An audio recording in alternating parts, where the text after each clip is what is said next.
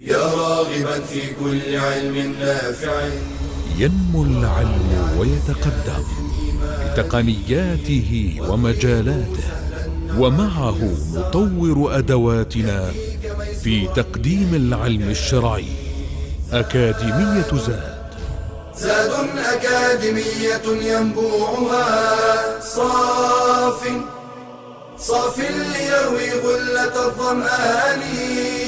هذه عقيدتنا الصحيحة فطرة تنفي الشكوك بواضح البرهان. بشرى لنا زاد أكاديمية للعلم كالأزهار في البستان. السلام عليكم ورحمة الله. الحمد لله رب العالمين، والصلاة والسلام على أشرف المرسلين نبينا محمد وعلى آله وصحبه أجمعين. Continuing with the subject of al-bid'ah, innovation in the religion, part of the Islamic creed level 3, and the danger of the bid'ah, the innovations in the religion. And we talked about the definition of it, and we're talking about innovations in the religion. And the religion of Allah subhanahu wa ta'ala is perfected, is complete. No need for anyone to add anything to the religion of Allah, because one of the great danger of this is that al-bid'ah is basically someone is attacking the religion. Someone is claiming false things about the religion of Islam. As Imam Malik rahimahullah, he said, "Man ibtada'a fil Islami bid'ah yaraha hasana." Whoever innovate in the religion of Islam, an innovation that he think it's good, فقد زعم أن محمدا صلى الله عليه وسلم خان الرسالة والعياذ بالله. That means he claimed by his action. He doesn't have to say it with his speech, but as if he is claiming with his actions that the Prophet sallallahu alaihi wasallam had betrayed the message. لأن الله يقول, because Allah subhanahu wa ta'ala says, اليوم أكملت لكم دينكم. On that day I completed your religion for you. فما لم يكن يومئذ دينا فلا يكون اليوم دينا. So therefore, what did not used to be a religion then, at the time of the Prophet alayhi salatu wasalam, is not going to be today a religion. So that statement is a principle, is a way of life, something that we should always remember. So why someone would introduce something in the religion? Either the Prophet ﷺ knew about it, or he didn't know about it. If he didn't know about it, who are you to do something that the Prophet ﷺ didn't know? And if he knew about it, he did not convey it to his ummah. That means he betrayed his ummah when the Prophet ﷺ conveyed everything that Allah subhanahu wa ta'ala revealed to him. So it shows the danger of one's belief even distorts the heart. And once a person allow himself in his heart to fall into the bid'ah innovations in the religion, that means things will get worse unless he repents to Allah subhanahu wa ta'ala. So anyone that introduces something in the religion, he thinks that the religion or the sharia needs someone to perfect it, to add something to it. They think, oh, we're in times where people, they turned away from the way of the Prophet ﷺ, so let's innovate a religion or innovate a celebration for them so that they will come back to the deen of Allah. What is sufficient for them is to follow the way of the Prophet ﷺ. Another dangerous thing when it comes to the bid'ah, that it distorts the religion, gives a bad image to the religion of Allah that really makes people turn away from the religion. And this is what happens to when people look into the religion of Islam. You're calling people to the truth that Allah subhanahu wa ta'ala revealed, but then people add things to it and they innovate in it. And then you invite people to the deen of Islam and they see that distorted image of the religion, it turns them off. Like for example, if the West or people, they look at how people do in the 10th of Muharram in Ashura, when they beat themselves up and cause blood to gush from their bodies, and human beings and grown-ups and children with swords, with chains. Would anybody look at this and consider that as the right religion? Or people, what they do in mawlids, and they keep on moving their heads back and forth, and they dance and they jump and they make funny things. Is that really religion? This is mockery of the religion.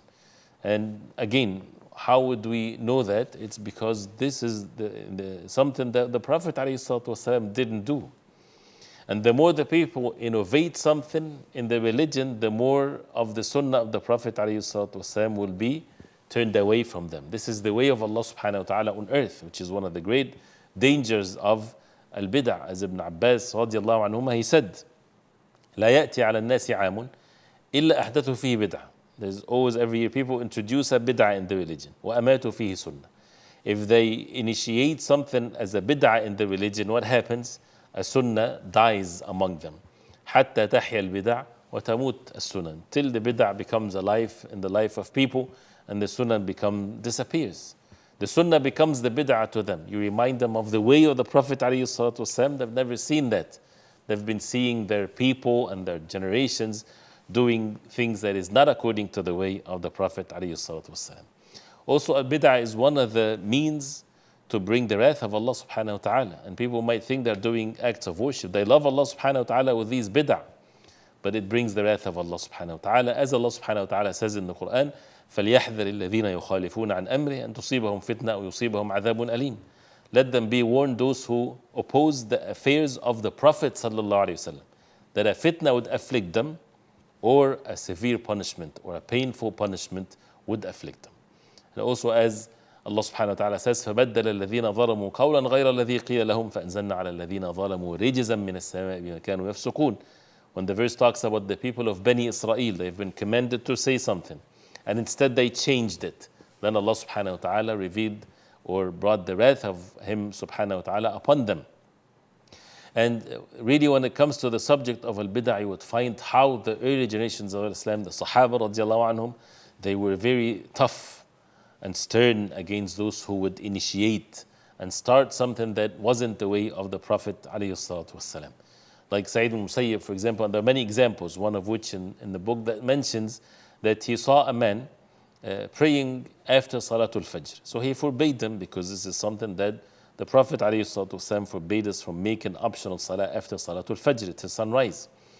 So the man, he said, O Abu Muhammad, أَيُعَذِّبُنِ اللَّهُ عَلَى الصَّلَاةِ, would Allah subhanahu wa ta'ala punish me because of the salah, because of making salah? He says, no, وَلَكِنْ يُعَذِّبُكَ عَلَى خِلَافِ السُّنَّةِ. He said, no, but he would punish you because you're doing something opposite or not according to the sunnah. So the fact that you oppose the sunnah, that you do something against the sunnah. The same thing was mentioned about someone that he used to make sujood after every salah. And Imam Malik rahimahullah, he forbade them from this. He said, don't do this. I'm afraid a fitna would afflict you. So he said, oh Imam, what fitna?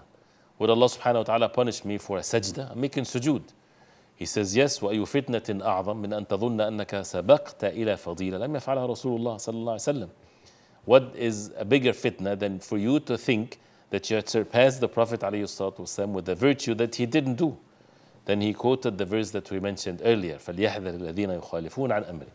Let them be warned, those who oppose the way of the Prophet ﷺ, that a fitna would afflict them or a painful punishment as a result of that.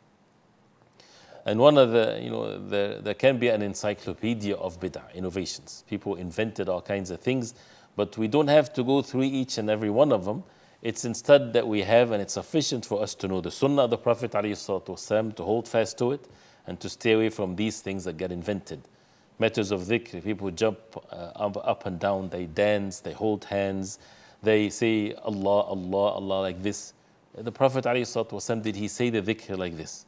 If it's yes, we would be the first to follow it. But he didn't, ﷺ, and there's no evidence of it whatsoever. Allah subhanahu wa ta'ala saved this religion. And the same thing with the companions, radiallahu anhum.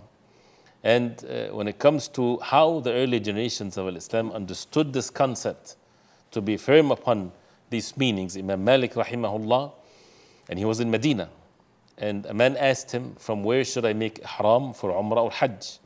So he said, min haythu ahrama Rasulullah sallallahu alayhi wasallam. He said to him, from where the Prophet alayhi wasallam made ihram. So the man said, فَإِنْ أَحْرَمْتُ مِنْ أَبْعَدَ مِنْهُ. If I made ihram from a further point than the Prophet ﷺ did, he did it from Wadi al-Aqiq, right outside of Medina. So he said, if I make ihram from the masjid of the Prophet ﷺ, for example, I will walk more, I will spend more time in ihram, that means it's more rewards. He said, فَلَا تَفْعَلْ. He said, do not do that, فَإِنِّي أَخَافُ عَلَيْكَ الْفِتْنَةِ, because I'm afraid a fitna, a tribulation would afflict you, punishment. So the man said to Imam Malik, وَأَيُّ فِتْنَةٍ فِي زِيَادَةِ الْخَيْرِ. What fitna in increasing good? I'm just doing more good, more time to be in ihram. So Imam Malik rahimahullah, he said, فَإِنَّ اللَّهَ تَعَالَى يقول, Allah subhanahu wa ta'ala says, فَلْيَحْذَرِ الَّذِينَ يُخَالِفُونَ عَنْ أَمْرِهِ أَنْ تُصِيبَهُمْ فِتْنَةٌ أَوْ يُصِيبَهُمْ عَذَابٌ أَلِيمٌ. Let them, those who differ or oppose the way of the Prophet ﷺ, that a fitna would afflict them or a painful punishment. And what is a bigger fitna than for you to think that you've been chosen with a virtue that the Prophet ﷺ didn't do? So Imam Ahmad rahimahullah, when he was told the man make salah and fasting and make i'tikaf, it's more beloved to you or to speak about the people of al-bid'ah innovations in the deen. Imam Ahmad rahimahullah, he said if he makes salah and make i'tikaf and so on, that's for his own self. And if he speaks, warn against the people of al-bid'ah, people of innovation, that is for the Muslimin. This is benefit for the Muslimin, and this is definitely is what is best. So another danger of it, that it deprives the person from such a great virtue, which is to drink from al-hawd of the Prophet ﷺ in the Day of Judgment. The hawd, the basin, the place where the Prophet ﷺ will give drinks to his ummah, that the water of it comes from the river of Al-Kawthar from Jannah. This is in the day of Al-Qiyamah. And the hadith of the Prophet ﷺ, he said, إِنِّي فَرَطُكُمْ عَلَى الْحَوْضِ, I'll be ahead of you, waiting for you by Al-Hawd. Al-Farat is the one that goes ahead when people are traveling to prepare the place for them. So I will be there waiting for you. مَنْ مَرَّ عَلَيَّ شَرِبْ, whoever passed by me, he will drink. And the Prophet ﷺ saying that for the ummah, when they resurrected, they look for the Prophet ﷺ and the hawd of the Prophet ﷺ. And whoever drinks from it, he would never be thirsty. And then the Prophet ﷺ, he said, some people will come, I know them and they know me, but then they will be taken away from me. So I would say, إِنَّهُمْ مِنِّي, they are from me, my people. So it will be said to the Prophet ﷺ, إِنَّكَ لَا تَدْرِي مَا أَحْدَثُوا بَعْدَكَ, you do not know what they أحدثوا, what they introduced after you. So the Prophet ﷺ would say, سُحْقًا سُحْقًا لِمَنْ غَيَّرَ بَعْدِي, perished be is the one, far away is the one that changed after me. So we don't need to change, we need to follow.